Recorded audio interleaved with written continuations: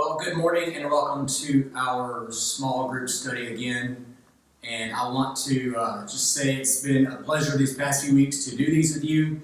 I hope they have been encouraging to you as you've been able to study the scriptures along with me. And 2020 has been a crazy year. We are in the middle of May. Can you believe that? The middle of May. And it's been 5 months since we rang in the new year. It's been 2 months, almost exactly, since we met together as a church body, together to worship in one building. And hopefully all that's coming to an end pretty soon. But 2020, did you know there's an election going on? Who would have thought? There's a presidential election happening, and 2020 would have been all about politics. We would have been talking about this candidate and that candidate. Pollsters would have been saying that if the candidate can get this demographic, he's going to win this. If this state comes along, then surely this candidate's going to win. And for politics is the art of winning governing power. They do this, they do that. The candidates wield all kinds of different things to garner support and to garner power.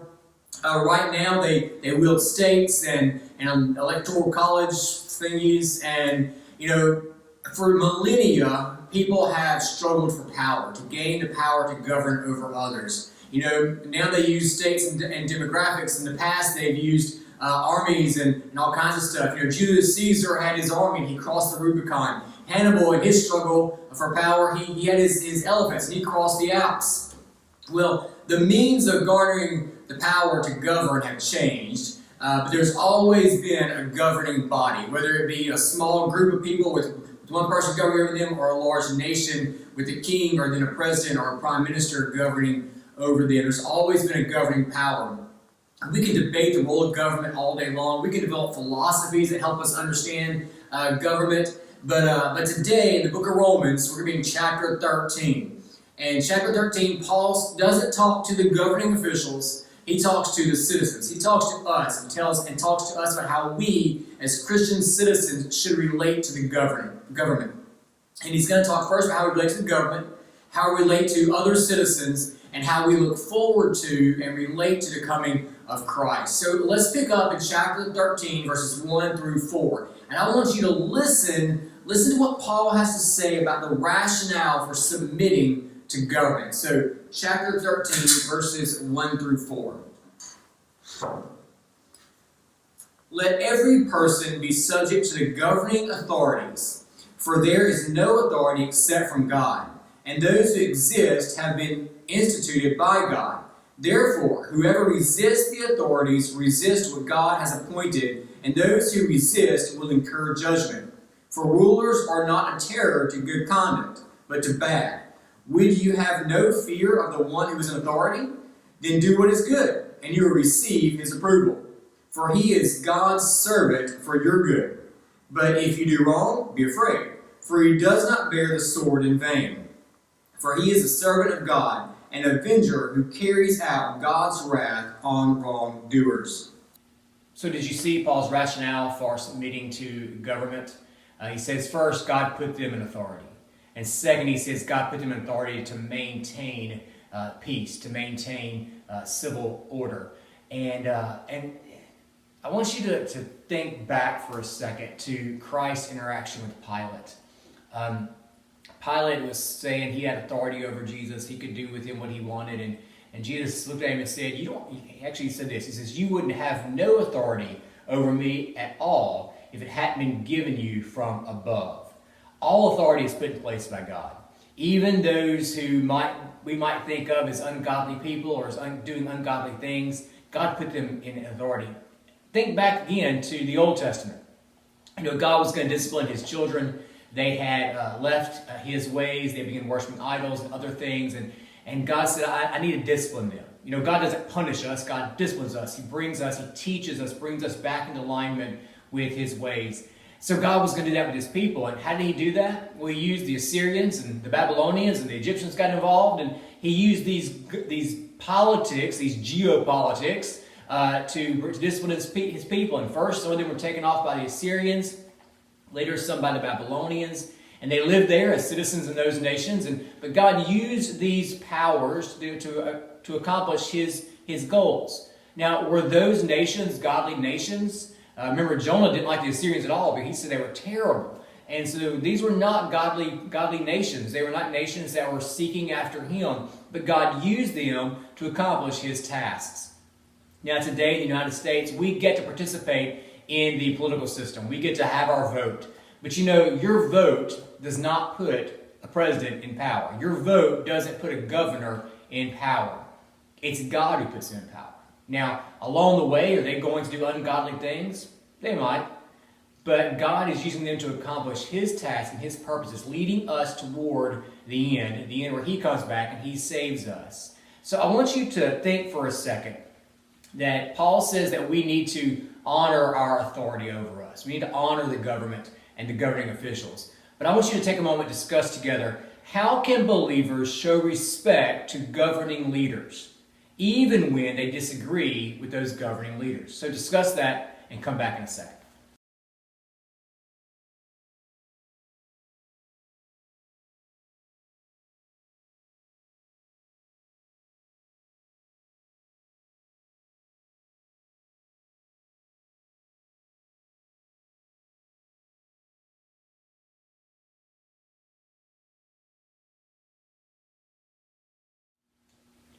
So what did you discuss? What ways did you come up with that we can honor governing officials even when we might disagree with them? Well, I came up with a few. First off, obviously we can pray for them. And we can obey the laws of the land that aren't opposed to Christian values. We can be good community members, helping those who are maybe downtrodden or those who are struggling economically. We can promote goodwill in our community, goodwill and peace in our community. We can support the arts and education in our community and literacy programs and things like that. And you say, how do these things honor and support our governing officials? Well, when we're good citizens, when we promote peace in our community, we're helping out the government in that way. We are honoring them by helping them do their job a little easier. How does promoting the arts and education, how does that honor our governing officials? Well, as we produce good citizens through education, we're honoring them and honoring the governing system by helping promote the next generation.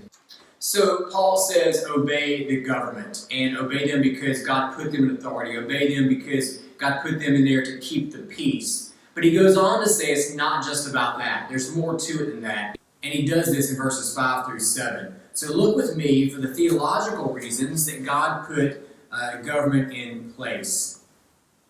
Therefore, one must be in subjection, not only to avoid God's wrath, but also for the sake of conscience. For because of this, you also pay taxes, for the authorities are ministers of God, attending to this very thing. Pay to all what is owed to them. Taxes to whom taxes are owed, revenue to whom revenue is owed, respect to those whom respect is owed, honor to those whom honor is owed.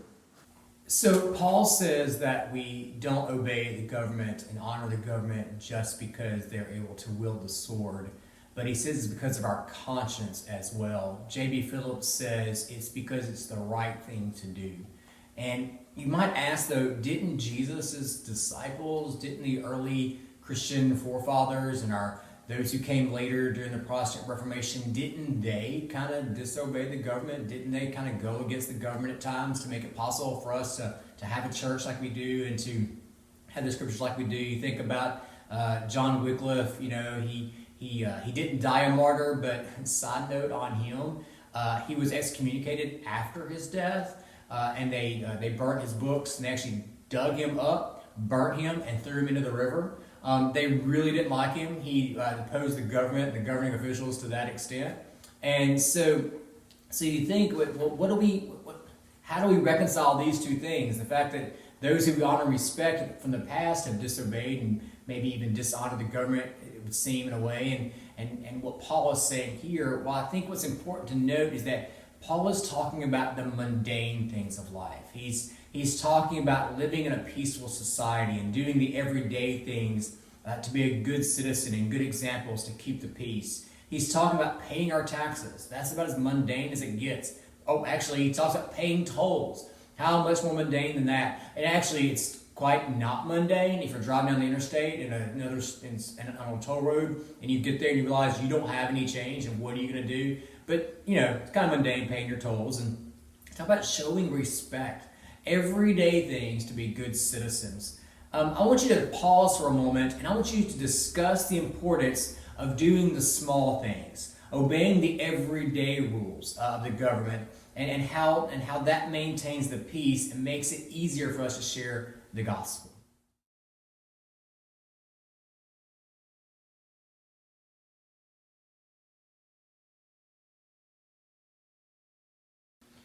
Now, Paul is going to move us from our relationship to the government to our relationship with each other, with other citizens. I'm going to read verses 8 through 10 here, and I want you to note how Paul used the Ten Commandments to illustrate the relationship between love and the law.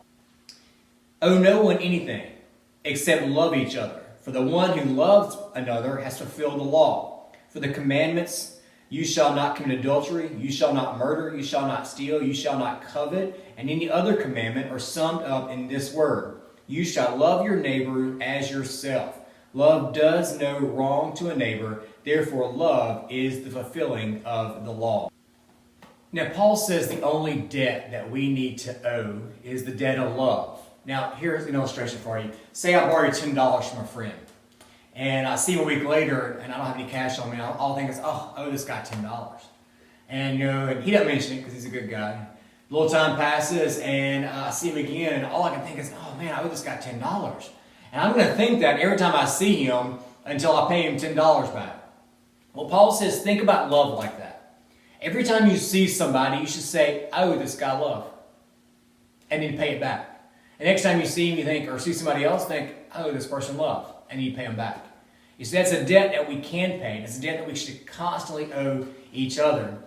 He uses part of the Ten Commandments to help us understand the interpersonal aspects of the law and of love. And God gave us these commandments not because they're the sole way we love people, but it's the way to help us understand how to love people. And he says loving does no wrong, therefore love fulfills the law. But who do we love? Who is our neighbor? Well, that's an old question. Who is my neighbor?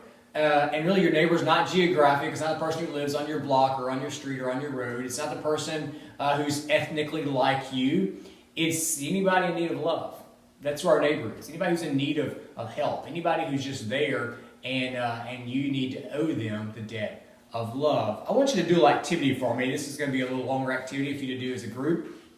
I want you to look up these verses I'm going to put on the screen, and I want you to see the importance of love in the New Testament.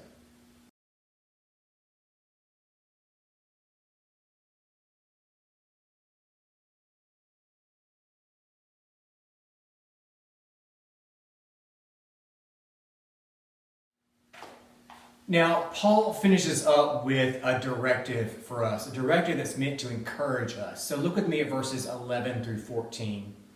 He says, besides this, you know the time, that the hour has come for you to awake from sleep. For salvation is nearer to us now than when we first believed. The night is far gone, the day is at hand.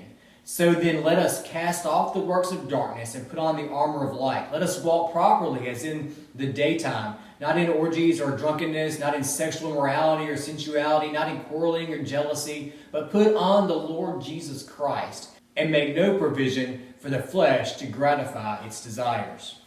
Now, what Paul says in verse 11 should really motivate us. He says that our salvation is near. And he's not talking about the time that you got saved, the time that you asked Jesus to come into your life, to be the ruler of your life. He's talking about not that salvation, but the salvation that's to come. Peter talks about this some in his epistles, that the day of salvation is at hand because Christ is coming to save us from a sin-sick world. And that's what that's what Paul's talking about. He says that our salvation is at hand, that Christ's return is at hand. Think back to the other points in today's passages. He says, be a good citizen. Be a good neighbor. Why? Because Christ is coming back. Because the time of darkness has passed and the day of light is coming. He says we're to put off darkness and put on Christ. Clothe ourselves in Christ's likeness. How can we be a Christ-like citizen? How can we be a Christ-like neighbor? How can I be a Christ-like citizen on social media in a time where all we're talking about is government? How can I be a Christ-like neighbor when my neighbor, I can't go see them easily? How can I do these things? How can I put on Christ in my daily life? So I want you to be very practical about this. I want you to think of 2 ways this week that you can be a Christ-like citizen and a Christ-like neighbor. 2 practical ways. I encourage you to think about that, pray about that, write that down, and put that on your to-do list this week. How can you be a Christ-like citizen and a Christ-like neighbor? Because Paul says that God has put them in authority over us to rule us, and God says about our neighbors that when we love them, we fulfill the law. And so I encourage you this week to do those things. I look forward to seeing you. I look forward to gathering with you. We are going to be doing that again really quickly. So thank you again for studying with me today.